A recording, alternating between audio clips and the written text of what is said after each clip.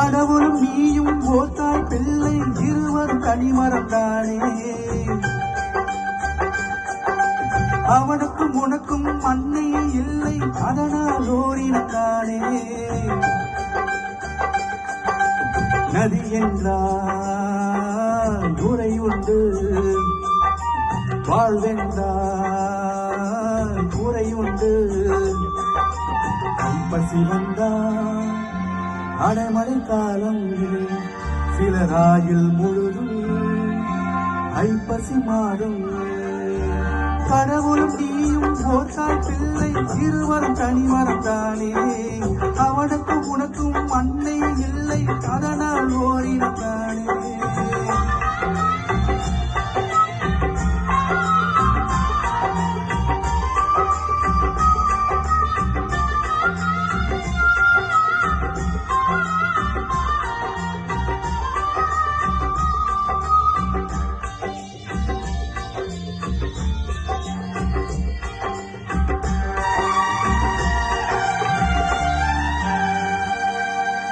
அன்றொரு நாள் சின்ன பிள்ளையிலே தாயிருந்தால் சொந்த கொல்லியிலே வெந்த விட்டாய் சின்ன பிஞ்சிலே. மற்றவள் இன்னும் நெஞ்சிலே தாய்மை இல்லாமல் யாரும் இங்கில்லை. கர்ப்பம் இல்லாமல் கடவுள் இங்கில்லை. தாய்பாலை போல தீபம் வேறில்லை. அவள் வாய் சொல்லை போல வேதம் வேறில்லை. கடவுளும் நீயும் ஓர்த்தாய் பிள்ளை இருவரும் தனிமரம் தானே. அவனுக்கும் உனக்கும் அன்னை இல்லை அதனால் ஓரினத்தானே. நதி என்றால் உரையுண்டு, வாழ்வென்றால் உரையுண்டு.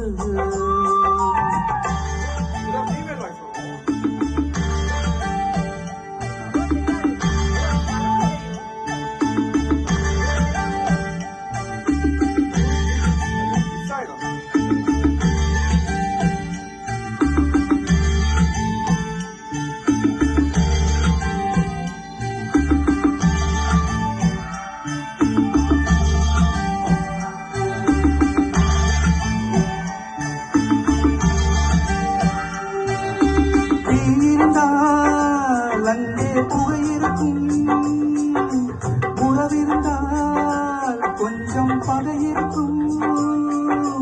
கடல் இருந்தால் எங்கோ கரையிருக்கும். கரையிருந்தால் ஏதோ முடிவிருக்கும். வாழும் வாராமல் சாரம் ஏறாமல் ரெண்டும் இல்லாமல் மண்ணில் வாழ்கின்றார். பெண்மை கண்டாலே தாய்மை காண்கின்றாய். பலர் பூஜை கொண்டாடும் பூவாய் வாழ்கின்றார். அன்புள்ள மகனே அழுதது போதும் உன் புன்னைய சிந்து இது பூக்களின் மாதம். கடவுளும் நீயும் ஓர்த்தாய் பிள்ளை இருவரும் தனிமரம் தானே. அவனுக்கும் உனக்கும் அன்னை இல்லை அதனால் ஓரினத்தானே. நதி என்றால் உரையுண்டு,